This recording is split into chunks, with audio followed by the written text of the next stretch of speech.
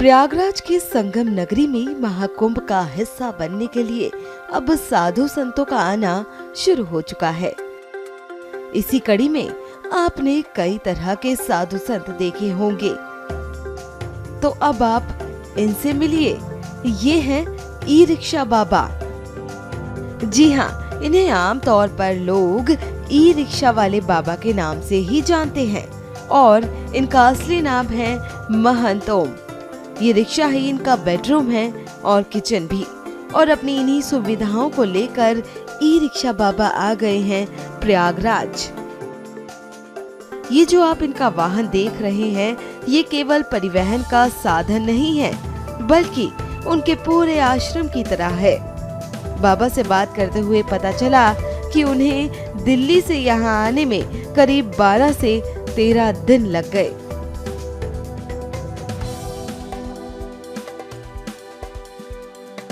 हम वो यहाँ से दिल्ली से यहाँ आने में करीब 12-13 दिन लग गया।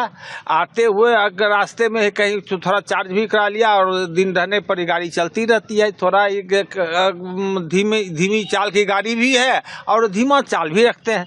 अपना चलते हुए आते हैं, आराम से जहीं हुआ खाना खाया, फिर आगे बढ़े, फिर आए, फिर पढ़े।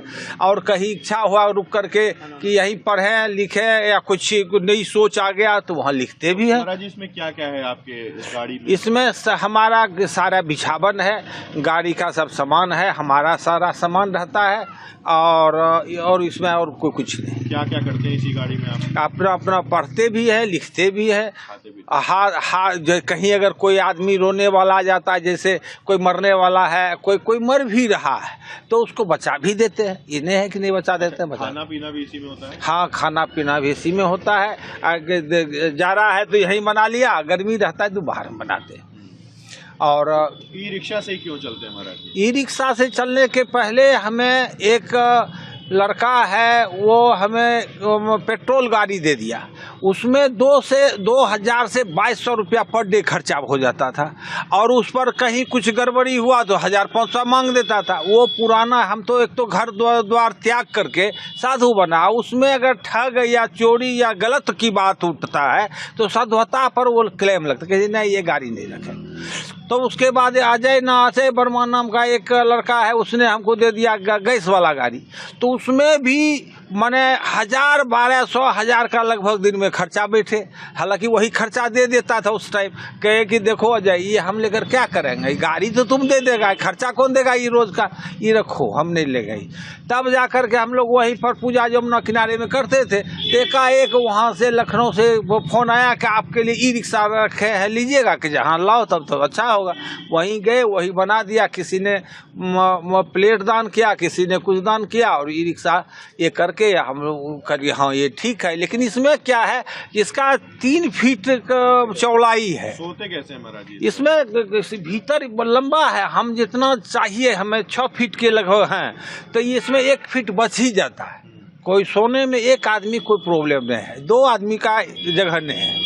दिक्कत कोई अगर वैसे इमरजेंसी आ जाए तो दिक्कत हो जाता है, अन्यथा 1 आदमी में कोई प्रॉब्लम। दिनचर्या क्या होती है महाराज जी?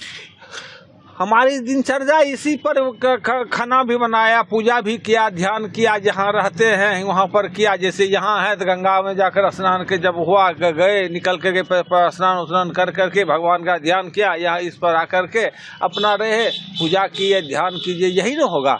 हवन इस पर नहीं होता है, क्योंकि हवन के लिए आग जलना होता है, उससे लकड़ी की आवश्यकता है। इसे इसको तब तक हम पोस्टपोन रखते हैं जब तक गाड़ी में रहते हैं। अच्छा महाराज जी, आकर्षण का केंद्र है ये गाड़ी, कई चीजें लगी, क्या क्या लगा है इसमें? सौर ऊर्जा लगा हुआ है, वो बाजार लगी हुई है, और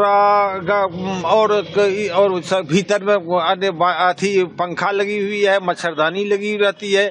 जो जैसा परिस्थिति है ऐसा काम। भजन से कोई संदेश भी देते हैं महाराज? भजन से संदेश ये देते हैं कि देखो, वह जनता को राम राज्य है क्या, मानव में दुख का कारण क्या है, और कैसे मिट सकता है, इसी को मोटा मोटी दिखाते हैं और उसको ये एहसास कराते हैं। ये जाति तो कहीं जाति का आता है, जाति तो पुकारू नाम है। जैसे मान लीजिए कोई पुलिस है, उसको हम कह दे कि दूसरा नाम से पुकारें तो नहीं सुनेगा, वकील है तो हम कहें वकील साहब तो सुन लेगा। हम उसको पुलिस दी आइए तो नहीं सुनेगा, पुलिस को कहेंगे वकील साहब सुनिए तो नहीं सुनेगा। चाय वाले को कहेंगे चाय वाला तो सुन लेगा, पान वाले को पर तो पुकारू नाम है। वो तो हर जाति जो है वो कर्म का पुकारू नाम है। जाति तो मानव है, सबकी समस्या एक है, समस्या चाहे एक है, सब चीज समस्या एक है। इसलिए ये और इसको जो बढ़ावा देता है तो बढ़ावा देना माने क्या, ठगने की प्रवृत्ति से बढ़ावा देता है। हाँ, ज्योतिष भी देखा है। जब मैंने पहले कुरान को पढ़ा, कुरान से मैंने कुरान पढ़ा तो उसमें मैंने समझा मैं सनातन में जन्म लिया। यह बहुत बड़ा खुशी मैंने अनुभव किया कि सनातन क्या चीज है, कितनी बड़ी आज़ादी है। और वो उसी में जाकर ज्योतिष का विरोध था, किसको छोड़ो, जो अल्लाह करेगा वो होगा, उसको मत देखो। तो तब हमने ज्योतिष को देखा, अध्ययन करने लगा, ज्योतिष किया, उसमें स्टोन पत्थर का भी अध्ययन किया, उसको प्रयोग किया, देखा नहीं काम तो सब करता है, ज्योतिष में कोई गलत चीज हो ही नहीं सकता। जो का बात कहा है 100% से, हमको जानकारी कम हो तो हम उसको कुछ और बता दें, अगर सही जानकारी जिसको जितना दूर है उतना तक 100% सही।